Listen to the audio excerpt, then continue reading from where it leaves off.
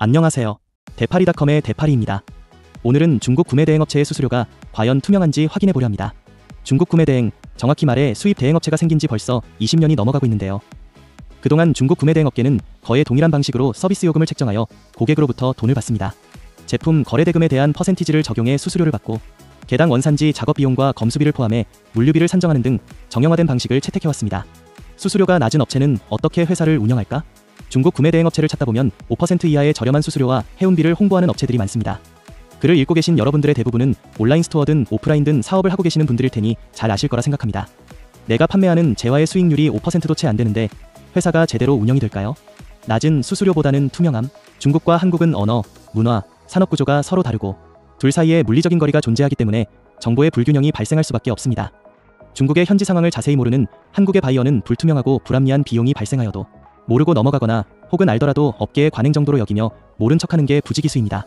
그러다 보니 수수료가 아무리 저렴해도 예상하지 못했던 초과 경비가 생기고 기대에 못 미치는 대행 서비스에 점차 실망하여 결국 이탈하는 사례가 연속적으로 발생합니다. 불투명한 비용이란 구매 대행업체가 대외적으로 공개하는 수수료와 해운비 외에 여러 가지 눈먼 돈이 존재합니다. 중국 직원이 공장과 개별적으로 합의하여 받는 커미션, 페이백, 고객은 모르는 여러 부대 비용의 중간 마진, 화물의 부피, 중량의 과측정, 고객의 동의 없이 다른 공장의 주문 진행, 중간 마진 취득, 이런 비용들은 서비스를 제공받는 고객이 알기 힘든 사각지대에 있기 때문에 알고 싶어도 모르는 경우가 많습니다. 더군다나 중국의 영업사원들은 본인이 회사에 소속된 직원이라기보다 스스로 개인 영업과 비즈니스도 하는 작은 사장이라는 관념이 박혀 있습니다. 그래서인지 때때로 회사 모르게 물밑에서 공급자와 커미션을 주고받는 경우도 비일비재합니다. 이런 고질적인 문제들 때문에 중국 수입 대행 에이전트에 대한 고객의 신뢰가 두터울 수가 없으며 여러모로 찝찝한 비용들과 의구심 탓에 지속적이고 상호 협력이 가능한 관계를 확립하지 못하는 것입니다. 수입을 하는 바이어들도 비용 계산 공식 정도는 알아야 한다. 알려주는 것.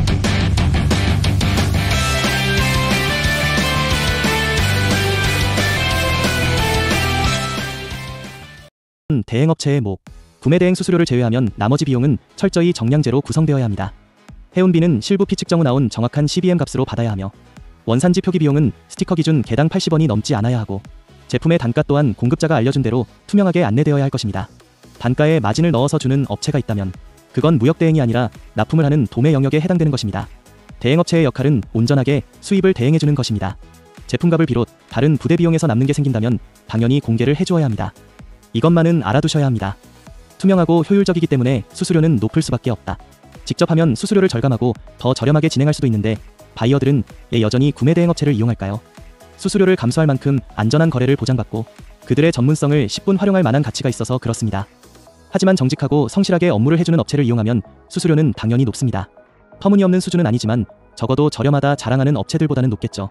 비유하자면 중고차를 살 때 중소업체나 개인 딜러를 이용하면 값이 저렴한 만큼 여러 리스크가 존재하지만 케이카오 같은 대기업 직영을 이용하면 좀 더 비싼 만큼 철저한 검수로 품질과 안전거래를 보장받는 것과 같은 이치입니다. 좀 더 높은 금액을 주고 업무 효율, 안전, 투명성을 보장받을지 아니면 D가 찝찝하고 리스크가 있어도 저렴한 수수료에 거래를 할지는 결국 고객의 선택에 달려 있습니다. 보이는 게 다가 아니다. 그럼에도 우리에게 필요한 것은 보이는 금액이 전부가 아닐 거라는 의구심입니다. 한 가지 예시를 들어볼게요. 한 나라의 GDP는 국민이 재화 서비스의 금전적 거래를 함으로써 발생되는 모든 행위를 액수로 측정합니다. 대한민국에서 생산한 제품을 해외로 수출하여 벌어들이는 돈도 포함되고 해외에서 수입해온 제품을 국내에서 팔아버는 돈도 포함되고 국내의 각종 서비스를 이용하며 지불하는 모든 비용이 다 GDP라는 수치에 들어가는 것입니다. 이렇게 GDP가 성장할수록 국가의 경제적 상황이 좋아진다는 인식이 있으니 국민의 삶도 나아질 거라는 기대가 동반되지만 실상은 그렇지 못하다는 걸 누구나 알고 있을 겁니다. 왜냐하면 그러한 산업 생태계가 나은 부작용으로 발생되는 사회적 비용 또한 GDP에 들어가기 때문입니다.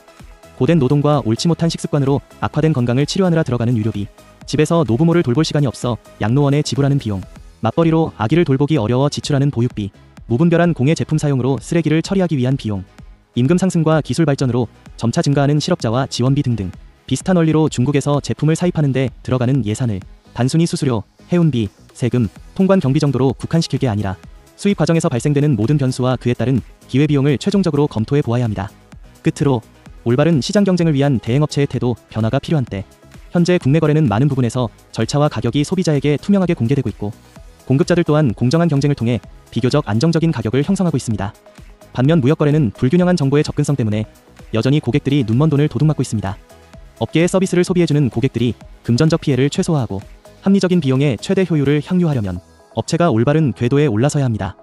보이는 금액을 대폭 낮춰 홍보하는 공격적 마케팅 기법으로 출혈 경쟁을 하고, 뒤에서는 물리적 거리 한계와 사각지대를 이용해 고객으로부터 단기적 폭리를 취하는 식의 운영으로는 지속적이고 건강한 대행 서비스 시장을 만들 수가 없습니다. 게다가 이렇게 불신만 가득한 구매 대행 업계에 엎친 데 덮친 격으로 알리바바 2688 한국 진출과 알리익스프레스 물류센터 입점 소식까지 들려오면서 시간이 지날수록 구매 대행 업체를 이탈할 고객들이 증가할 것은 기정사실입니다. 마치 중고차 시장이 대기업에 잠식되는 것처럼 말이죠. 지금부터라도 구매 대행 업계는 마진에 집착하기보단 고객과의 관계 형성과 유지에 더욱 집중하며 신뢰 가능한 이미지를 확립할 수 있도록 업계 전체가 다 같이 노력해야 할 때입니다. 오늘도 영상이 누군가에게 도움이 되었으면 좋겠습니다. 대파리닷컴의 대파리였습니다.